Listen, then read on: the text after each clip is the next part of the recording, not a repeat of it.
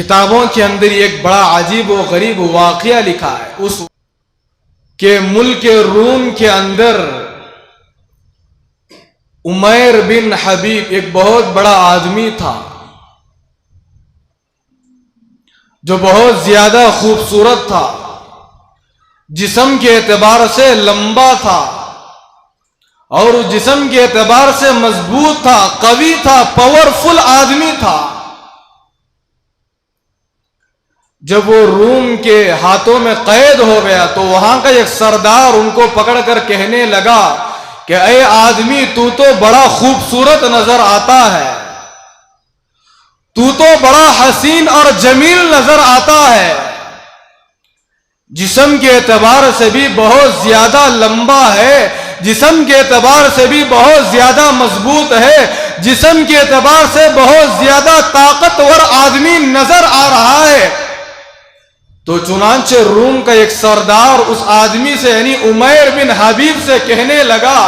کہ میں تجھے سارے روم کی دولت دینے کے لیے تیار ہوں،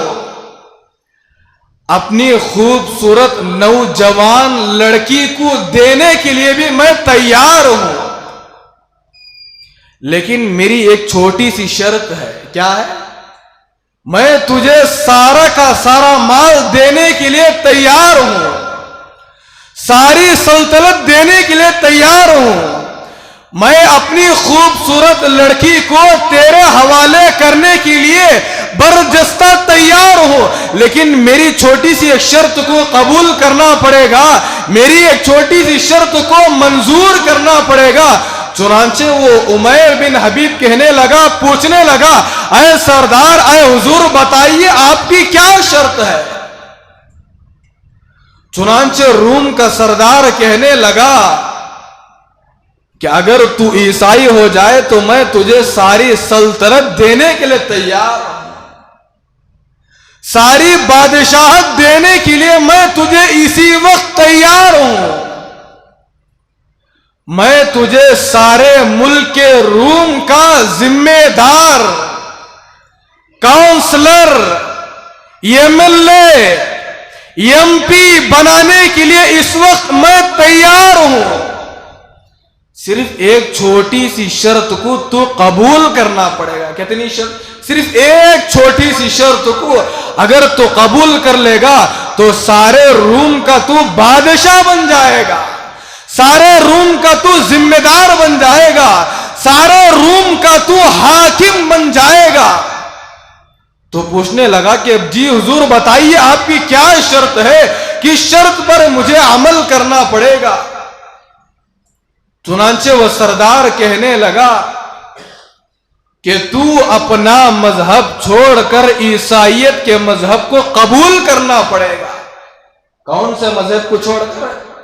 اپنے ایمان والے مذہب کو چھوڑ کر، اپنے ایمان والے دھرم کو چھوڑ کر عیسائیت والے مذہب کو قبول کرنا پڑے گا۔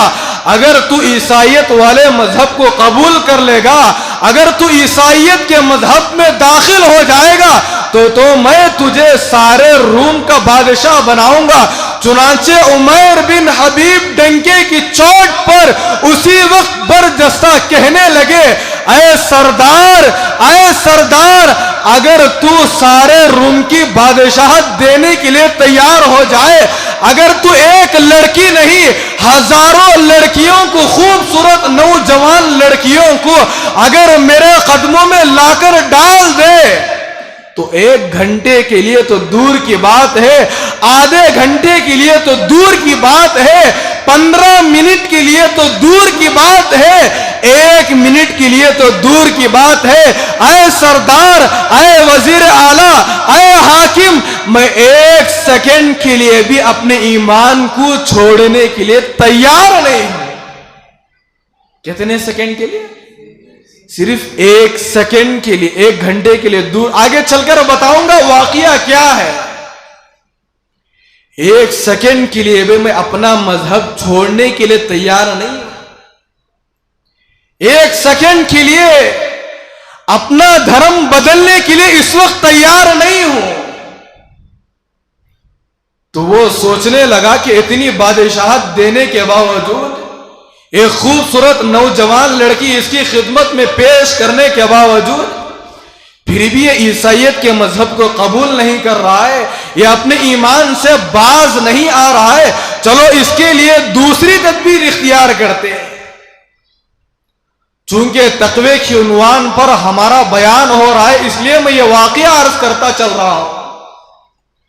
چنانچہ وہ سردار دوسرا طریقہ اختیار کرنے لگا۔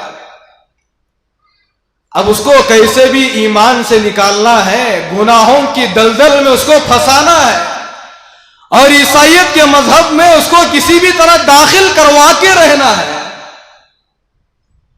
چنانچہ روم کا جو سردار تھا ایک زبردست عالی شان بنگلے کو تیار کیا۔ کیا تیار کیا؟ ایک زبردست عالی شان گھر کو تیار کیا، ایک بڑے بنگلے کو تیار کیا، ایک زبردست اونچی عمارت کو تیار کیا۔ کتابوں کے اندر علماء نے لکھا ہے کہ وہ گھر کے اندر جو اینٹیں لگائی گئی تھی، بزرگان محترم سونے اور چاندی کی اینٹیں لگائی گئی تھی۔ کس کی اینٹیں؟ آج کی طرح لوکل اور ڈیمیج اینٹیں نہیں ہیں، آج کی طرح نارمل اور کمزور اینٹیں نہیں تھی اس زمانے کے اندر۔ علماء نے کتابوں کے اندر لکھا ہے کہ سونے اور چاندی کی اینٹیں تیار کر کے اس اونچی ایک عمارت کو تیار کیا گیا۔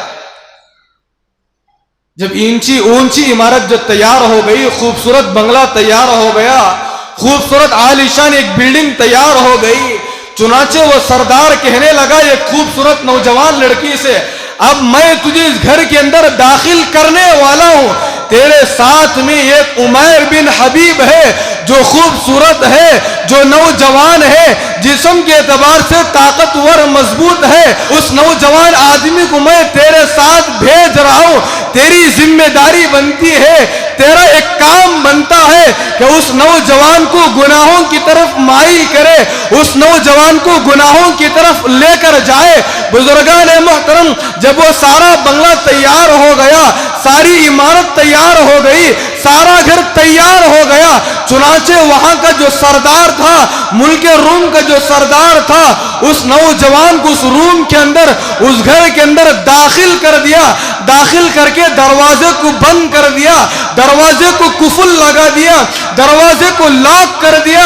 لاک کر کے نوجوان خوبصورت نوجوان لڑکی سے کہنے لگا وہاں کا وزیر اعظم کہ اب اس گھر کے اندر، اس بنگلے کے اندر ایک خوبصورت نوجوان ہے، ایک خوبصورت لڑکا ہے جو تہجد کا پابند ہے، جو نمازوں کا پابند ہے، جو شریعت کا پابند ہے، جس کی کبھی زندگی میں تہجد نہیں چھوٹی، جس کی زندگی میں کبھی تکبیر اولیٰ فوت نہیں ہوئی، جس کی زندگی کے اندر کبھی اللہ کا ذکر و اذکار نہیں چھوٹا، وہ نمازوں کا پابند ہے، نوافل کا پابند ہے، سنتوں کا پابند ہے، ذکر و اذکار کا پابند ہے، شریعت کا پابند ہے۔ وہ نوجوان لڑکی سے وہاں کا وزیر اعظم کہنے لگا کہ ایسے نوجوان لڑکے کو میں اس کمرے کے اندر داخل کیا ہوں، تیرا یہ کام ہے کہ اس نوجوان لڑکے کو تو گناہوں کی طرف مائل کرنا، یعنی اپنی طرف مائل کرنا، تیرا یہ کام ہے۔ بزرگان محترم، اس نوجوان لڑکے کی حیا کو دیکھیے، اس نوجوان لڑکی کی حیا کا اندازہ لگائیے۔ چنانچہ اس عورت کو اس گھر کے اندر، اس بنگلے کے اندر داخل کر دیا گیا۔ اب دونوں کو داخل کر کے بزرگان محترم، وہاں کا وزیر اعظم، وہاں کا ایم ایل اے، وہاں کا ایم پی، وہاں کا کاؤنسلر اس گھر کو لاک کر دیا، قفل لگا دیا، اور یہ کہہ دیا کہ اب اس گھر کے اندر کوئی جا نہیں سکتا، چاہے مرد ہو کہ عورت، بچہ ہو کہ بوڑھا، کوئی اب اس گھر کے اندر داخل ہو نہیں سکتا۔ چنانچہ جب وہ عورت اندر داخل ہو گئی تو کیا دیکھتی ہے کہ عجیب ماجرا ہے کہ عمیر بن حبیب اپنے چہرے پر ہاتھ لگا کر اس طرح بیٹھے ہوئے ہیں۔ اب وہ لڑکی جیسے اس گھر کے اندر داخل ہوئی، اب وہ لڑکی جیسے اس کمرے کے اندر داخل ہوئی، عمیر بن حبیب سے کہنے لگی کہ آ جاؤ، میری طرف دوڑ کر آ جاؤ،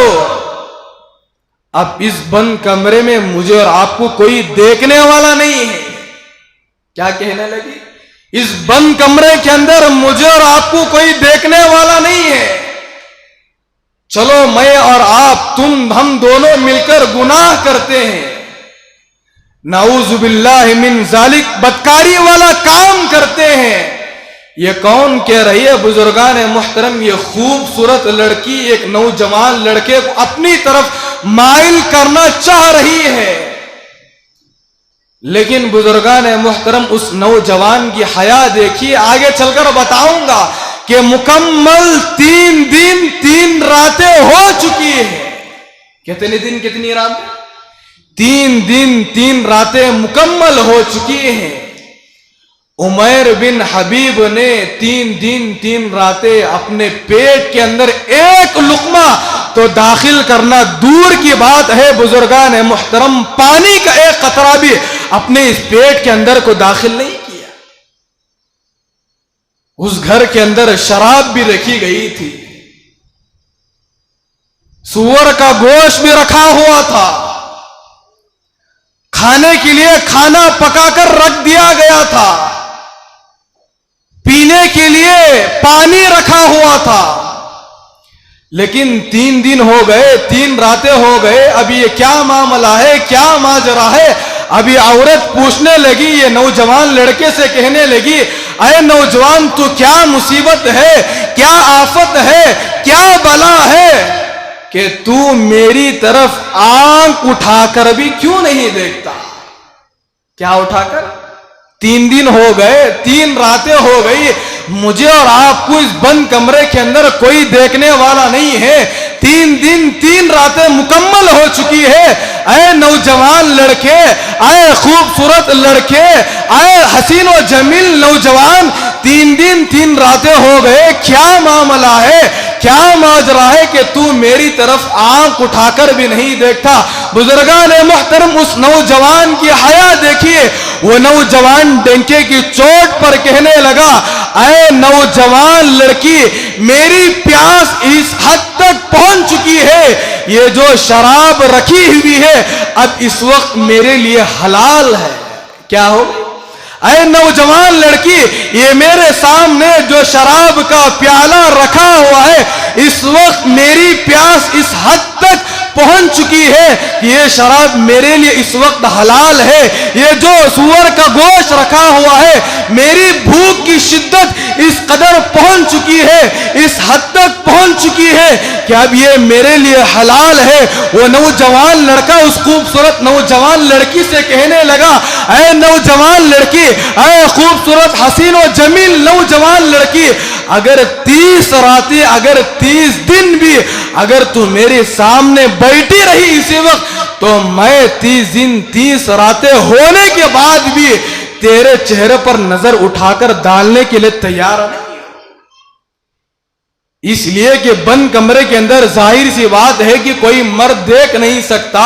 کوئی عورت دیکھ نہیں سکتی، کوئی نوجوان لڑکا دیکھ نہیں سکتا، کوئی معصوم بچہ دیکھ نہیں سکتا. اے نوجوان لڑکی، کچھ تو اللہ کا خوف کر لے. اے نوجوان لڑکی، کچھ تو اللہ کا ڈر اپنے دل کے اندر پیدا کر لے. اگر ساری دنیا کے مرد، اگر ساری دنیا کی عورتیں ہمیں نہیں دیکھتی، ساری دنیا کے چھوٹے چھوٹے معصوم بچے، ساری دنیا کے نوجوان لڑکے اگر مجھے اور آپ کو نہیں دیکھ سکتے، ارے کیا ہمارا پروردگار مجھے اور آپ کو دیکھ نہیں سکتا؟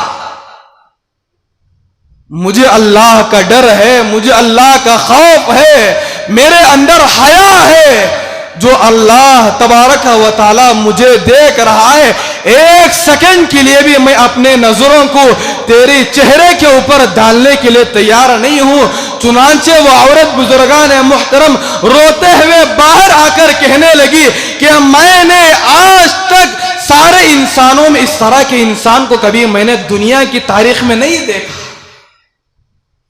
میں نے بہت سارے نوجوانوں کو دیکھا، بہت سارے مسلمانوں کو دیکھا، بہت سارے انسانوں کو دیکھا، لیکن اس جیسے انسان کو، اس جیسے تقوی والے کو کبھی میں نے زندگی کے اندر نہیں دیکھا. یہ ہوتی ہے بزرگان محترم حیا کہ ساری دنیا کے مرد دیکھے کہ نہ دیکھے،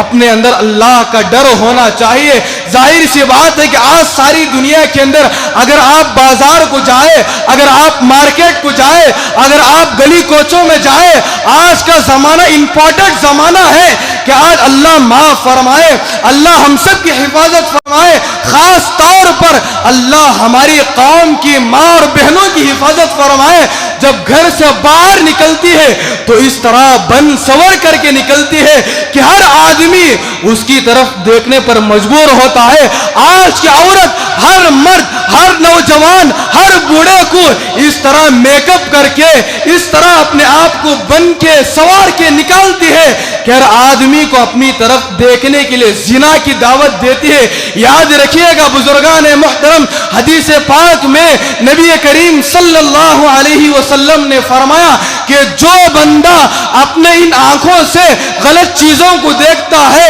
غلط جگہ پر اپنی نظروں کو ڈالتا ہے، غلط عورتوں کو اپنی نظر اٹھا کر دیکھتا ہے، اللہ کے رسول علیہ الصلوۃ والسلام نے فرمایا کہ جو بندہ اپنے ان آنکھوں سے گناہ کرتا ہے، ان آنکھوں سے آج ساری دنیا کے اندر گناہ ہو رہا ہے، زنا ہو رہا ہے، بدکاری ہو رہی ہے، بزرگان محترم اس کا اندازہ بھی نہیں ہو سکتا کہ صبح سے لے کر شام تک آج کا ایک مسلمان نیکیاں کم کرتا ہے، گناہ زیادہ کرتا ہے، 5 وقت کی نماز پڑھتا صحیح ہے لیکن گناہ اس سے زیادہ کرتا ہے، تکبیر اولیٰ کے ساتھ صف اول میں امام کے پیچھے کھڑے ہو کر نمازوں کا اہتمام ضرور کرتا ہے۔ میں یہ نہیں کہتا کہ اس کی نماز پڑھنا بیکار ہے، اس کی نماز پڑھنا ضائع ہے، بزرگان محترم یہ نماز پڑھ رہا ہے، ثواب دینا یہ پروردگار کا کام ہے، نماز پڑھ رہا ہے، قبول کرنا نہ کرنا یہ اللہ کا کام ہے۔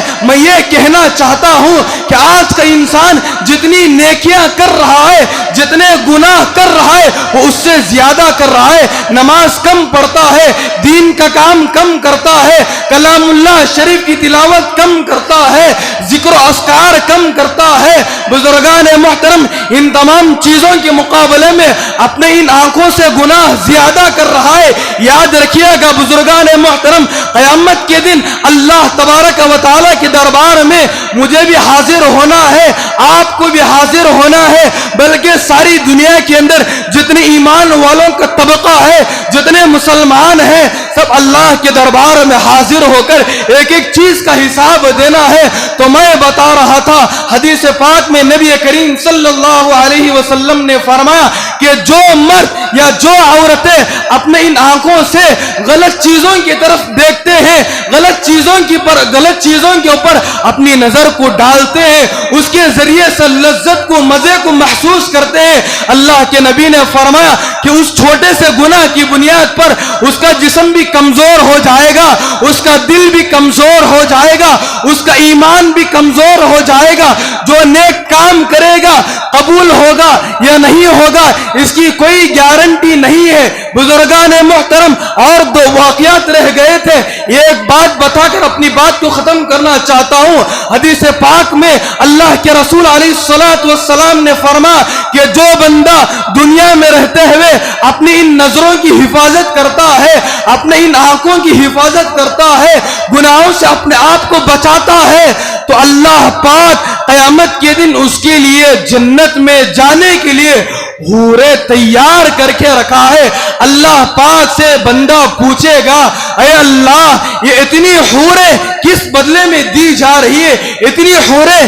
کس چیز کے بدلے میں آپ مجھے عطا کر رہے ہیں؟ بزرگان محترم یہاں رک کر میں ایک بات بتانا چاہتا ہوں، اسی وقت اللہ پاک بندے سے فرمائیں گے، اس کی وجہ بھی بتائیں گے، اے بندے دنیا میں رہتے ہوئے تو تہجد کا پابند تھا، میں نے اسی وقت اس حور سے تیرا نکاح کر دیا تھا، یہ اس کے بدلے میں ایک حور ہے۔ دوسری حور کے بارے میں بندہ اللہ سے پوچھے گا، اے اللہ یہ دوسری حور کس چیز کے بدلے میں دی جا رہی ہے؟ اللہ اس وقت فرمائیں گے، اے میرے بندے تو دنیا میں رہتے ہوئے چاہتا تو نماز چھوڑ سکتا تھا، چاہتا تو نفس کے مطابق زندگی کو گزار سکتا تھا، چاہتا تو شیطان والے راستے پر چل سکتا تھا، اے بندے تو نے نفس پر قابو کیا، تو نے نفس کو کنٹرول کیا، تو نے شیطان کے راستے پر اپنے آپ آپ کو بچا کر میرے حکم کے مطابق زندگی کو گزارا، اے میرے بندے یہ دوسری حور اس چیز کے بدلے میں دے رہا ہوں۔ تیسری حور کے بارے میں بندہ اللہ سے پوچھے گا، اے اللہ یہ تیسری حور اتنی خوبصورت جو دنیا میں میری بیوی اتنی خوبصورت نہیں ہوا کرتی تھی، یہ خوبصورت حور، یہ حسین و جمیل حور کس چیز کے بدلے میں آپ دے رہے؟ میں دنیا میں رہتے ہوئے اتنا بڑا خیر کا کام تو نہیں کیا۔ اس وقت اللہ پاک ڈنکے کی چوٹ پر بندے سے فرمائیں گے، اے میرے بندے تو دنیا میں رہتے ہوئے اپنے ان دونوں آنکھوں کی حفاظت کیا کرتا تھا، اپنے ان دونوں آنکھوں کو غلط چیزوں پر ڈالنے سے بچا کر رکھتا تھا، میں نے اسی وقت 30 حور سے تیرا نکاح کر دیا تھا، یہ اس کا بدلہ آج یہ حور دے رہا ہوں۔ چوتھی حور کے بارے میں بندہ اللہ سے پوچھے گا، اے اللہ بس کر دیجئے،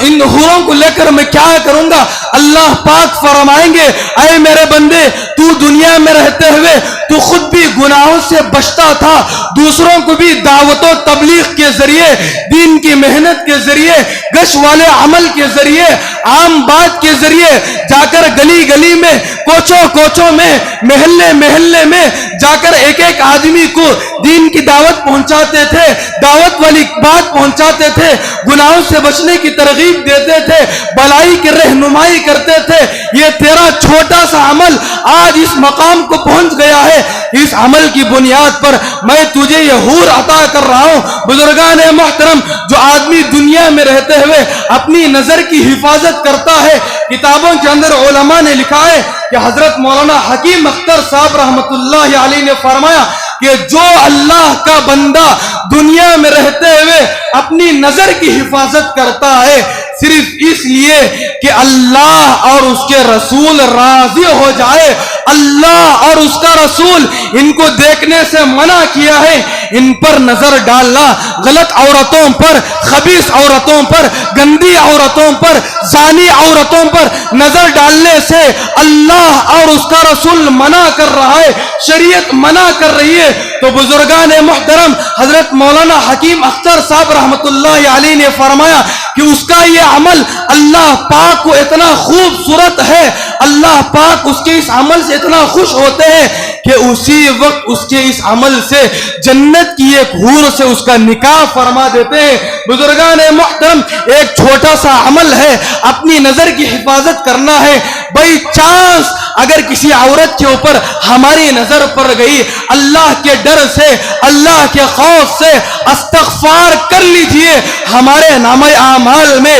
وہ گناہ مٹا دیا جائے گا۔ اگر کوئی آدمی، ظاہر سی بات ہے، ایک خوبصورت نوجوان لڑکی کو دیکھنے کے بعد مزے پر مزے لے رہا ہے، اس کو اپنی طرف مائل کرنا چاہتا ہے، خدا کی قسم، رب کعبہ کی قسم، اپنے دل کے اوپر ہاتھ رکھ کر کے بتائیے گا، اگر اسی وقت ہمارا پروردگار، ہمارا خالق، ہمارا مالک ہمارے اس گندے سے عمل کی بنیاد پر اگر ناراض ہو کر فرشتوں کو حکم دے دے کہ اس کی سانس کو روک لو، اس کی زندگی کو ختم کر دو، تو بزرگان محترم میدان محشر میں ساری دنیا والوں کے سامنے اللہ کے دربار میں ہم کیا جواب دے سکیں گے؟ اس لیے بزرگان محترم، دنیا کی زندگی چند روز کی زندگی ہے، عنوان تو بہت تھا اور دو واقعات بڑے زبردست سے سوچا کہ 2 بجے تک آپ حضرات کے سامنے واقعات تفصیل سے بتاؤں، لیکن کیا کرے کہ وقت ساتھ نہیں دیتا۔ آپ حضرات سے درخواست ہے کہ آپ حضرات اگر وقت پر تشریف لائے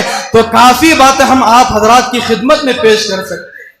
اگر 1:15 بجے بھی ہمارا مضمون شروع ہو جائے تو 1:30 بجے تک الحمدللہ ہم جم کر 2-3 عناوین پر بیان کر سکتے ہیں۔ ہم بزرگان محترم، ایک چھوٹی سی بات بتا کر اپنی بات کو ختم کرنا چاہتا ہوں۔ سارے بیان کا خلاصہ یہی ہے کہ جب تک ہمیں دنیا میں رہنا ہے، جب تک اللہ پاک نے ہمارے جسم کے اندر سانس رکھا ہے، سب سے پہلے بنیادی چیز ہے کہ اپنے آپ کو گناہوں سے بچانا ہے۔ جو آدمی جتنا اپنے آپ کو گناہوں سے بچائے گا اتنا زیادہ وہ اللہ سے قریب ہوتا ہوا جائے گا۔